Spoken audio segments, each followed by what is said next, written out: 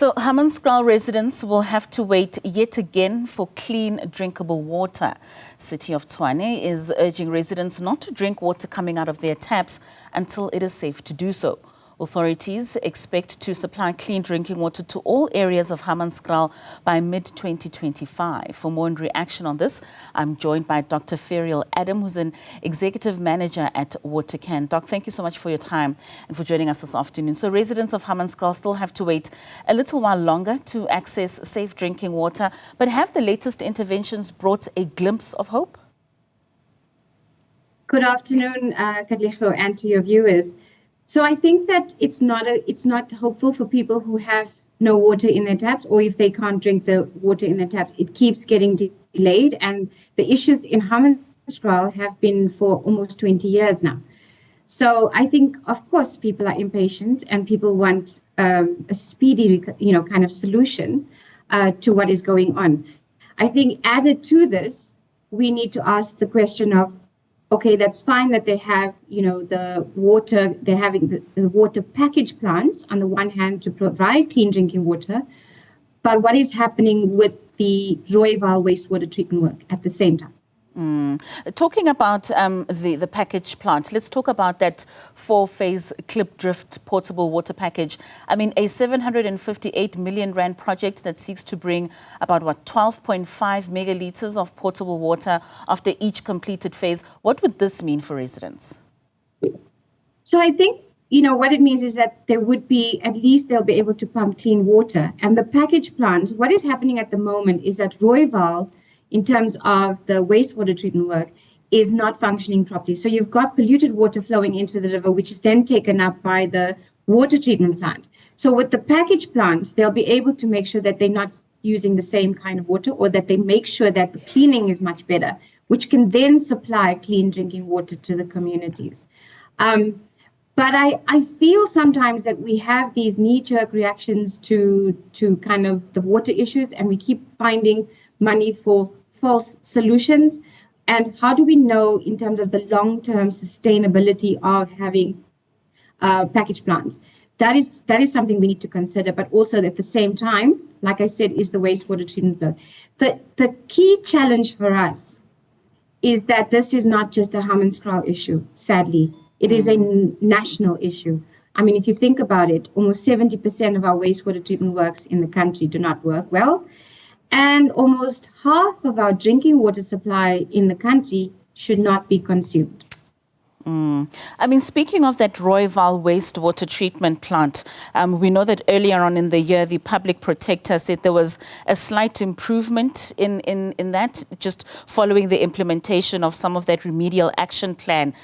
Do you not see any hope in terms of us making a way forward with regards to that water treatment plant? No, I think that there's definitely been some improvement, but it's the pace of the improvement, right? If you are living in Hammanskraal and for the last 18 or so years, you had to rely on water tanks for your water supply or go to a JoJo tank, I think as a community, you would be frustrated.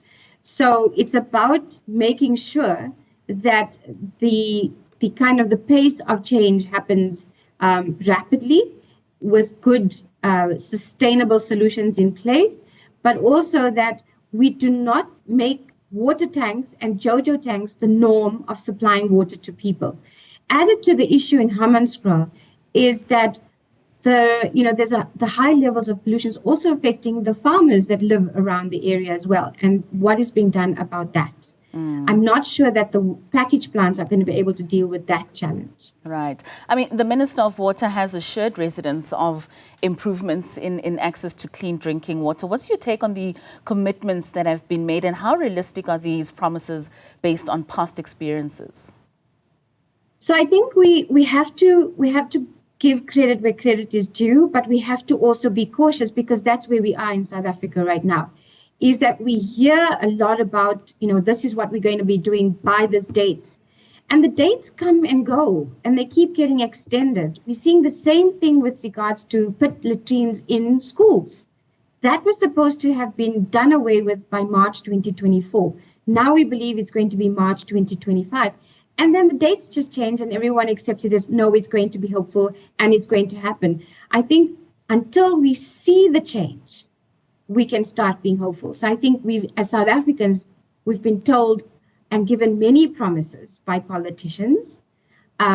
We need to see the proof of the pudding, and as yet, it's very little that we are seeing. And what do you think is hindering the pace in which a lot of these are meant to be delivered? So some of it is your obvious kind of technical challenges where it might actually be where they were planning to put up a package plant. Like they said, they hit hard rock, and so it was a problem to actually put it up. So those are the kinds of things that you would have, the technical challenges, right? But let's be honest, there's also the political kind of challenges we have where in Johannesburg, for example, where we've had the swinging doors of mayors over a very short space of time. The same thing has happened in Tshwane. What happened? That then means that there's no leadership. And when there's no leadership, then things go a little bit wonky.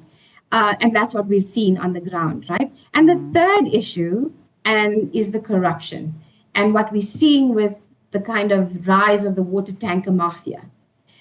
We saw the kind of, the tenders that were issued in Johannesburg, the Daily Maverick, the Amabogane investigation that showed that a big tender was issued to two 20-year-olds and not sure if they even have the skills to do those kind of things with regards to water tanks. So it's a range of issues. And then, of course, the fourth one, which is the complete deterioration of our infrastructure, whether it's our wastewater treatment works, whether it's our reservoirs, whether it's our water pipelines, that have not been maintained for over a decade. And now we're dealing with the crumbling infrastructure. And we're also seeing an increase in businesses that are created around the opportunity of now people selling water. What risks come with those, especially not knowing where that water source comes from? So that's the other thing, is that the regulation of people selling water needs to be, you have to get a license in order to do that. But I think some people are doing it without getting the proper licenses. We saw that, I don't know if you saw this, but in the city of Joburg, someone was going to go and drill a borehole where really you need to be concerned about gas pipelines, etc. So I do think that some of it can damage our infrastructure even more. And also people who are selling water from water tanks, they should not be selling water to communities in times of difficulties. Those tanks should be supplied by the municipalities. And then we do run the risk of tanks not being clean, JoJo tanks not being clean, so you could get polluted water being supplied to people. So there's all of that. But the added thing is that if we hand over too much of our water supply, there's no turning back from it being privatized. And that's something we need to guard against, because privatization of water does not go hand in hand with good services of water, as we can see in countries like London and, well, the UK, for example, where they privatize their water and they can't drink their water from the tap. We must guard against getting to that point. Are we edging anywhere closer to that point where our water could possibly be privatized? I think there's a lot of it that's been happening. I get nervous when I see some of the kind of companies that are coming up. More and more, it's seeping into to society, and it's becoming the norm. Whether it's an increase in bottled water, an increase in private tankers that then only supply a particular area or a particular street, those are the challenges that we are seeing. And instead of us questioning it and pushing back on it, we are accepting it as the norm. The same thing with the water tanker mafia, right? We need to push back. They cannot be allowed to control us. They cannot be allowed to hold us ransom and break our infrastructure when things don't go according to plan. I mean, following the cholera outbreak that claimed over 40 lives last year, do you think enough is being done to avert another public health crisis of that nature? No, not really, because, firstly, government never came out and said that people got cholera from the water. So that was the first thing where they said, no, we don't know where they got it. But let's just put two and two together. Over 70% of our wastewater treatment works are spewing sewage into the rivers and streams around us. And that the E. coli in our rivers is a kind of indicator that there are other pathogens in those rivers as well, which includes cholera, right?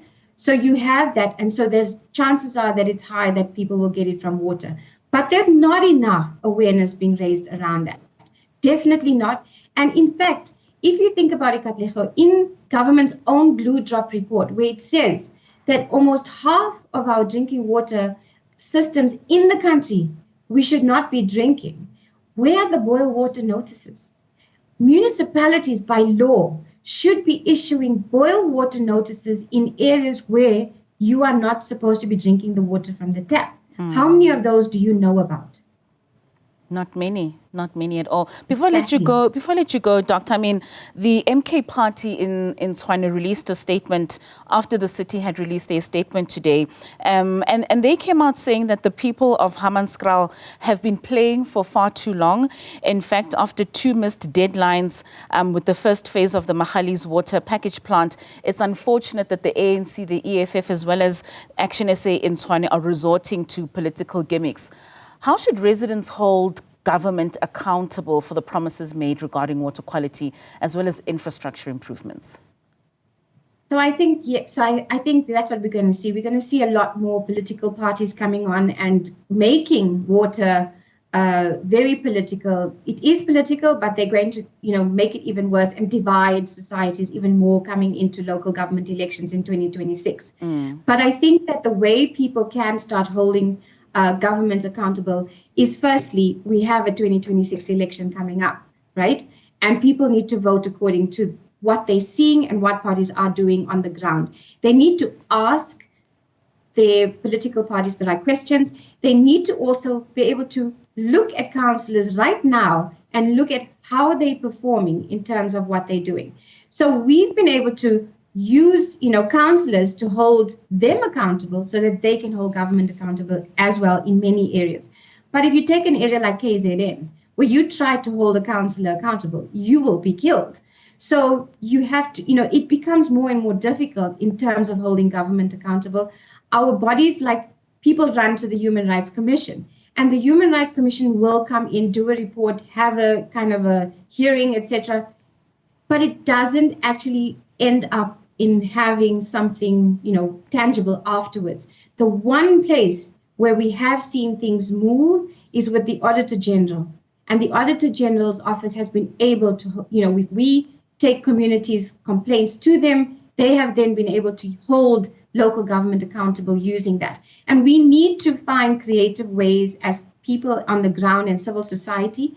And the bottom line is we need to use the space that is there for civil society to make our voices heard and to create the awareness we want to see. As Watercan, we've been building a network of water activist citizen scientists across the country. What they do is they test water, and we've been able to use that publicly to say these are the municipalities that are failing and hold them accountable. All right. We've also found people who have laid criminal charges against municipalities. But what we are doing that's different to the Department of Water and Sanitation is we're saying hold people accountable. So charge the municipal managers, because that's when things are going to change. All right, Dr. Adam, thank you so much for your inputs this afternoon. That's Dr. Ferrial Adam, the Executive Manager at Watercan, giving us some reaction there on the Hammanskraal water crisis.